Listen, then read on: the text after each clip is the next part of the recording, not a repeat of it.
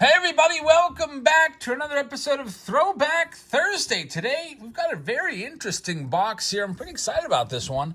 It's 2003 Splendid Splinters. We've never opened this box before. There's 24 packs inside this box with 5 cards each. I picked this box up, by the way, down in Florida at Orlando Sports Cards about, a week or two ago. $165 for the box. We're looking for some wood cards. Find actual wood cards, which are inserted at a rate of 1 in every 12 packs. Looking for serial numbered home run club autographs. And it's pretty interesting. I can't wait to see what we've got in here. 2003 Fleer. So I was not collecting in 2003. I stopped around 98 or so. So this is a set that's going to be brand new to me and maybe brand new to some of you as well. And let's give a big hat tip to Tim M for sponsoring this video. This box is his. And if you'd like to sponsor a video like this one or get into any of our team breaks, check us out on Patreon. We sell all of our spots there. We've got a big round of team breaks coming up this Tuesday, and then the following week, it's going to be 2024 Top Series 1. We'll have a ton of rounds of that if you'd like to get in on a whole bunch of 2024 Tops action. All right, here we go. Let's talk a little bit about the set as we get this one opened up. So this set is a 150 card set that was released back in the spring of 2003. There is a grand total of 150 cards in this. There's veterans and rookies on simulated Woodstock cards. And they also have some real Woodstock cards, 1 in every 12. They're also numbered, I believe, to 499. And they've got some nice inserts as well. They got family tree inserts, wood inserts, Not Whole Gang, Home Run Club, and then they've got relics, game-used jerseys, patches, triple jersey relics, home run memorabilia, which should be interesting, some big names on that checklist, home run autographs, bat chips. Let's get into it and see what we can find on this Thursday night. By the way, check us out live tonight. We've got a big consignment auction. Justin Harris has sent in a really nice collection of stuff. So let's do this, and I hope you can check us out tonight. We'll be live here on the channel, probably at 8:30 or so. We'll see, whenever the kids get to bed. So we got Frank Thomas. I like the pictures. Photography, pretty good. I've actually never, ever before seen these cards, which is pretty surprising. I feel like I've gone through collections over the past couple years and have never seen this design before. Got excited for a second. I thought that might have been maybe, just maybe, a relic, but it's Jason and Jeremy Giambi.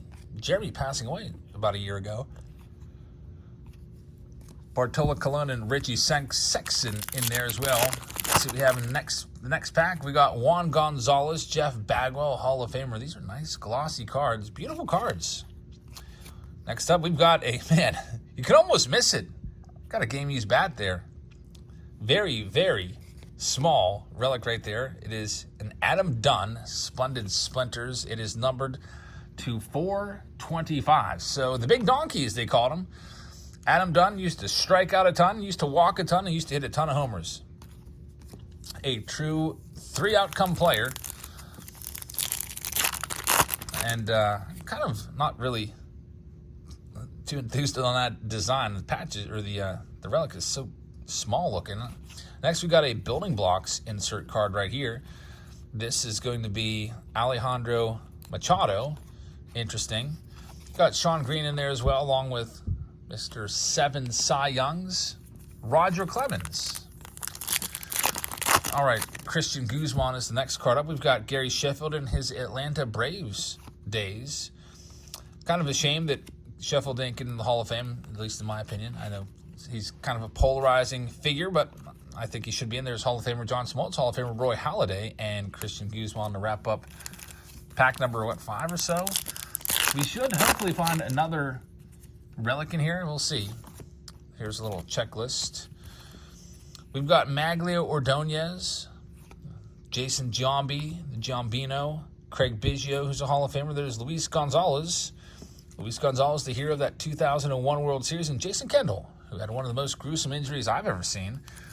Back in, he was having like an all-star season back in like 1999 or so, and totally just destroyed his ankle at first base. Just rolled it over like that, snapped it in half. It was awful. There's Tom Glavine.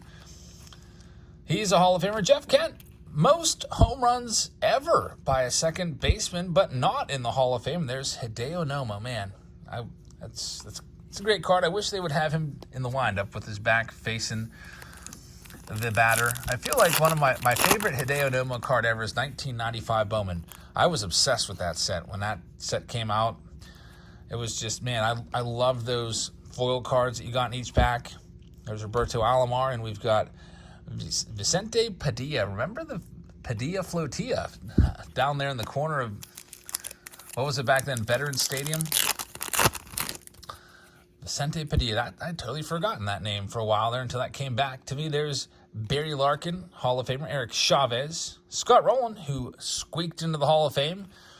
And Curt Schilling. Rowland took a while. He started off with, I don't know, like 8 to 10% of the vote his first year, and he just kept gaining support every year. That's how a lot of these guys get in. They just keep gaining year to year, which is kind of weird, I guess. That takes like some guys 9 or 10 years to be a Hall of Famer. There's Mike Mussina, who is a Hall of Famer. It took him a few years to get in. CC Sabathia will be coming up soon. I think he's on the ballot next year. I think Sabathia might be a first ballot Hall of Famer, even though his numbers are similar to Mike Mussina. It took Mussina a few years, but I don't know. I think we'll see. I think maybe CC can get 75% of the vote. There's Pedro Martinez and good old Matt Morris. We hated him in Pittsburgh just because he came to us as a big free agent signing, and he was just absolutely abysmal. We've got Randy Wynn right there, Roy Oswalt, and there's Manny Ramirez. Manny being Manny, I don't know what kind of throwing motion that is right there, but reminds me of that iconic play, Manny Ramirez cutting off Johnny Damon's throw out in left field, making a diving catch on it, actually, which is like, why? I would just love to hear the reactions of all the fans in the ballpark. And here we have a Not Whole Gang card. This is a Magglio Ordonez. So this is a pretty cool design right here, Not Whole Gang.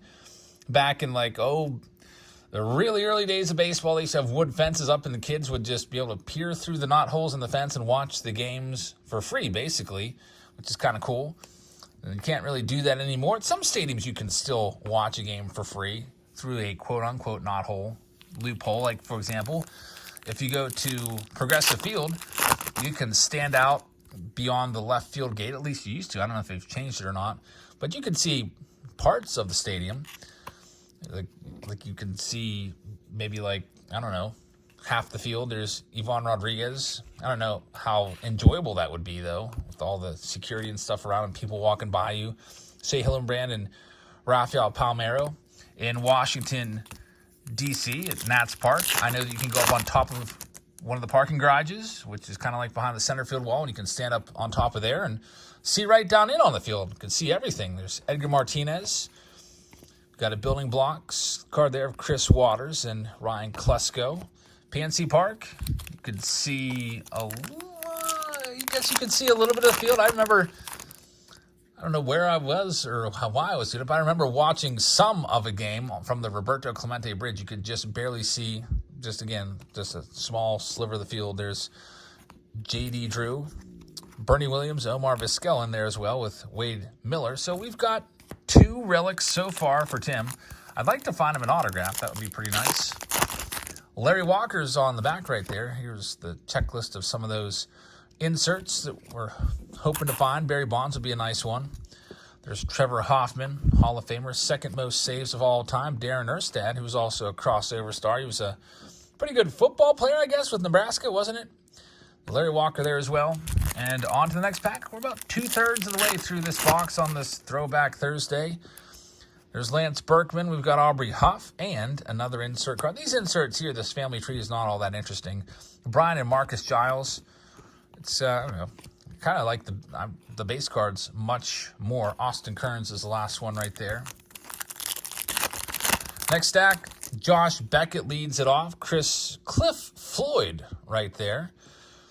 Ellis Burks, another Not Whole Gang card, and we got ripped off Not Whole Gang. It is just a logo right there. Where is the relic? It's not there. So for a second there, I was thinking all Not Whole Gang cards would have a relic in it, but it is not going on. Not happening. There is Bobby Abreu. We've got Tim Salmon, Jim Edmonds, and Mike Lowell there as well.